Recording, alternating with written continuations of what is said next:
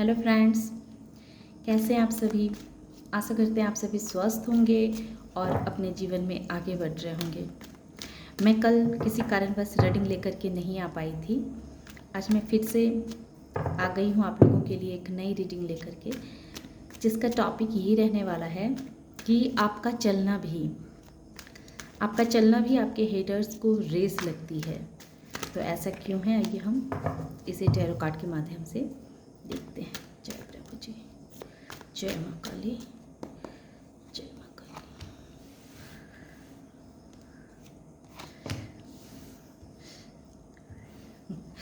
तो ये पहला कार्ड ही आ गया है, द एम्परर। एम्परर ये बतला रहा है कि आपने अपने जीवन के तजुर्बों से बहुत कुछ सीखा है, बहुत कुछ ज्ञान हासिल किया है। आपने अपने जीवन में इतने सारे संघर्ष, इतना सारा तकलीफ़ों को देख करके आपने अपने जीवन में एक चीज़ तो जान लिया है कि अगर इंसान को जीवन में सफल होना है, आगे बढ़ना है, तो अपने साथ बहुत ही कठोर निर्णय लेने पड़ते हैं। हम दूसरों को कुछ नहीं कर सकते, दूसरों को कुछ नहीं कह सकते हैं। अगर बदलना होता है तो हमें खुद को बदलना होता है। और ये चीज़ आपने सीखा है अपने जीवन के तजुर्बों से। अपने जीवन के उन परिस्थितियों ने आपको सिखाया है कि जब हम डिसिप्लिन हो जाते हैं तब हम अपने जीवन में कुछ भी हासिल कर सकते हैं।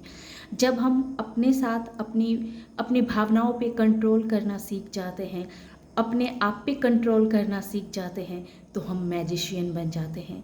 फिर हम जो चाहें वो क्रिएट कर सकते हैं, जो चाहें वो पा सकते हैं। हमारे अंदर वो ऊर्जा आ जाती है, वो ताकत आ जाती है कि हमें जीत हासिल करने से कोई नहीं रोक सकता है। तो ये चीज़ देख करके आपके हेटर्स बहुत घबरा रहे हैं। उनको आपके अंदर का इस तरह का परिवर्तन, जो एक इंसान इतना सख्त अपने लिए कैसे हो सकता है, अपने लिए ही इतना कठोर कोई कैसे हो सकता है।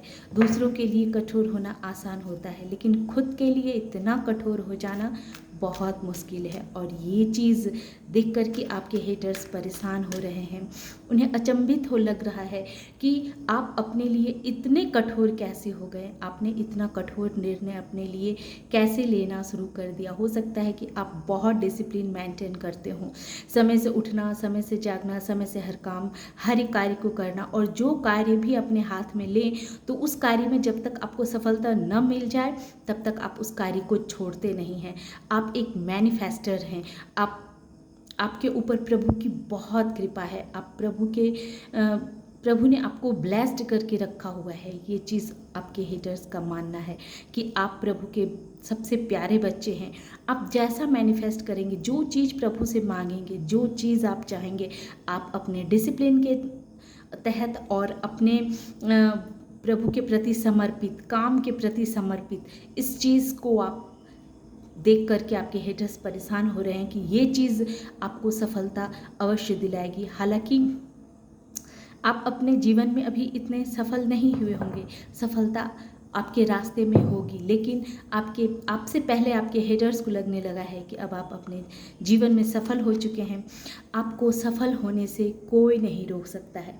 पास्ट में ऐसा लगता है कि आप बहुत ही इमोशनल इंसान थे। आपके अंदर सबों के लिए बहुत ही करुणा, बहुत ही प्यार, बहुत ही दया थी।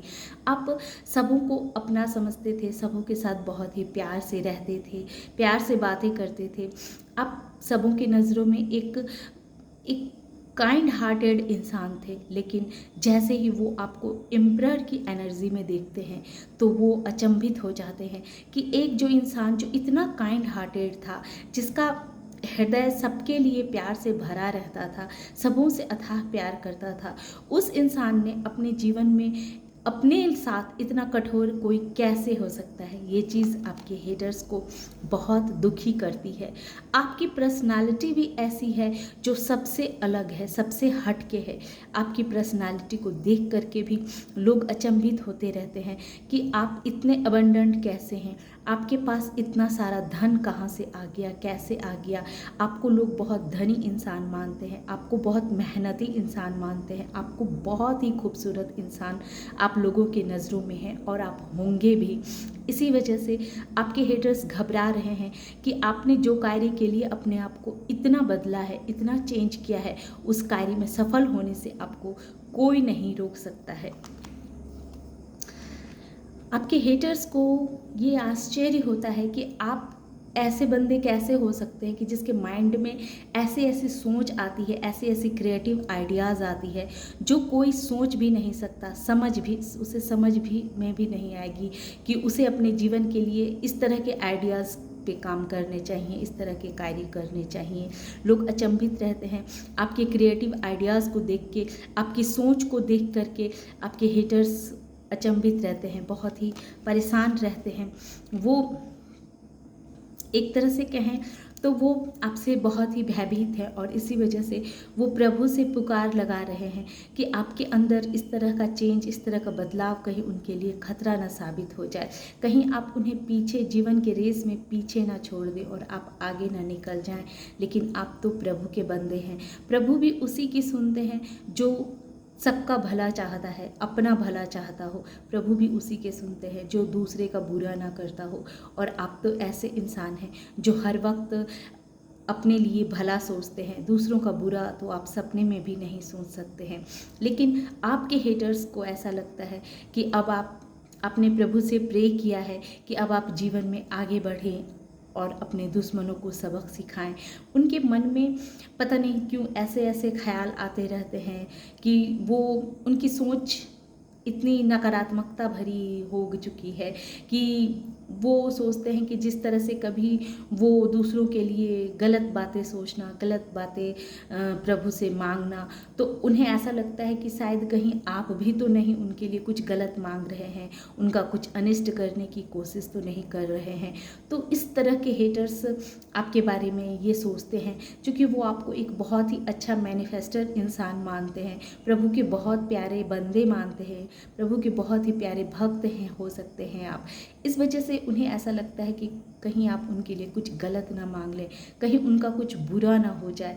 इस वजह से आपके हेटर्स बहुत परेशान रहते हैं और आपका चलना भी उन्हें रेस लगता है बहुत। वो आपको बहुत ही एक क्या कहते हैं, एक ऐसे योद्धा के रूप में आपको देखते हैं जो जीवन के जिस क्षेत्र में उतर जाए, जिस कार्य को अपने हाथ में ले ले, तो उस कार्य को जब तक वो संपन्न ना कर ले, पूरा ना करे, तब तक उसे शांति नहीं मिलती है। जैसे एक वीर योद्धा जो होते हैं वो तब तक मैदान में खड़े रहते हैं जब तक कि उन्हें सफलता ना मिल जाए, तब तक ही वो अडिग रहते हैं। और ये चीज़ आपके हेटर्स को बहुत अच्छे से पता है कि अगर आपने किसी भी काम को अपने हाथ में लिया है तो उस काम को आप तब तक करेंगे जब तक कि आप उसमें सफल ना हो जाएं। यही चीज़ आपके हेटर्स को बहुत ही परेशान करती है। उन्हें अब ऐसा लगने लगा है कि आपने अपने पास्ट के जीवन से, पास्ट के तजुर्बों से अपने जीवन में किस तरह से बैलेंस बना करके रखना चाहिए, किस तरह से अपने जीवन को बैलेंस के रूप बनाना चाहिए, किस तरह से आप अपनी भावनाओं पे काबू पा सकते हैं, किस तरह से अपनी भावनाओं का सही सदुपयोग कर सकते हैं। ये चीज़ आप में देख करके उन्हें बहुत डर लग रहा है। वो आपके पास आने से भी कतरा रहे हैं कि क्या पता आप उनकी इस ऑफ़र को स्वीकार करेंगे कि नहीं करेंगे। वो समझ चुके हैं कि अब आपको कोई इमोशनली कोई बेवकूफ़ नहीं बना सकता।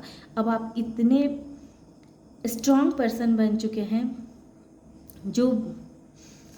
जिसको अपनी भावनाओं पे कंट्रोल करना आ चुका है, जो इमोशनली किंग है, जिसने जीवन में ये सीख लिया है कि इंसान को कहाँ इमोशनल होना चाहिए और कहाँ प्रैक्टिकल होना चाहिए। अब आपने हर चीज़ को दिल और दिमाग के बीच का जो रास्ता होता है उस रास्ते पे चलना आपने शुरू कर दिया है। लोग ये जानते हैं कि आप पे माता रानी माँ लक्ष्मी की भी बहुत कृपा है। आप बहुत ही अबंडेंट इंसान हैं। आपके पास पैसों की कोई कमी नहीं है, आपके अंदर किसी भी संस्कार की भी कोई कमी नहीं है। आप एक ऐसे इंसान हैं जिसको हर कोई अपने जीवन में लाना चाहता है। हर कोई चाहता है कि यही इंसान अगर उसके पास हो, उससे दोस्ती कर ले, उससे दोस्ती का हाथ बढ़ा ले, मिला ले, तो उसका जीवन भी धन्य हो जाए। अगर आप ऐसे इंसान हैं जिसको नेचर से बहुत प्यार हो, जिसको प्रकृति से बहुत प्यार हो, जीव जंतुओं से बहुत प्यार हो, पेड़ पौधों से बहुत प्यार हो, आप प्रकृति के बहुत करीब रहना आपको अच्छा लगता है, तो लोग आपके बारे में ऐसा सोचते हैं, आपके हेटर्स आपके बारे में ऐसा सोचते हैं। और ये सारी खूबियाँ देख करके आपके हेटर्स कहीं ना कहीं बहुत ही आपसे प्रभावित भी हैं और अंदर अंदर जलन भी हो रही है कि ये सारे गुण उनके अंदर क्यों नहीं हैं, ये सारी खूबियाँ उनके अंदर क्यों नहीं हैं। और ऑरिकल डेक से देखते हैं।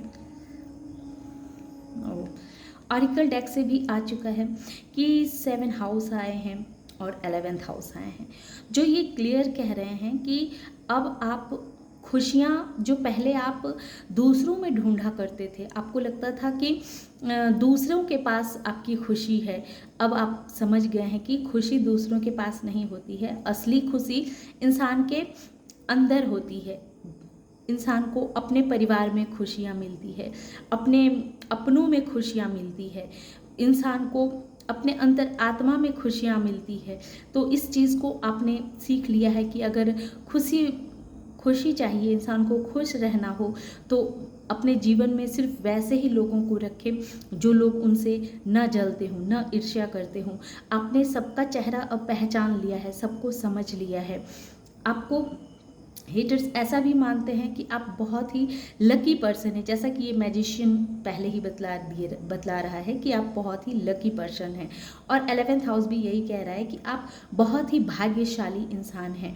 अब आप एक ऐसे सितारा हैं जो सितारा को कोई भी देखना पसंद करता है, जिस सितारा जो एक लाइट है, जिसकी लाइट सबको प्रभावित करती है, और जो इस लाइट के साथ, ऐसे इंसान के साथ हर कोई दोस्ती करना चाहता है, लेकिन जलने वालों की भी कमी नहीं होती है, जो आपके जैसा नहीं बन पाते हैं, जो आपके जैसा नहीं हो पाते हैं और आप जिनको नज़रअंदाज करते हैं, तो ऐसे लोग भी आपसे अंदर ही अंदर जलते रहते हैं, कुटते रहते हैं।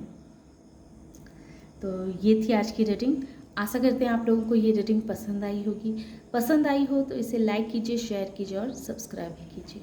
Thank you.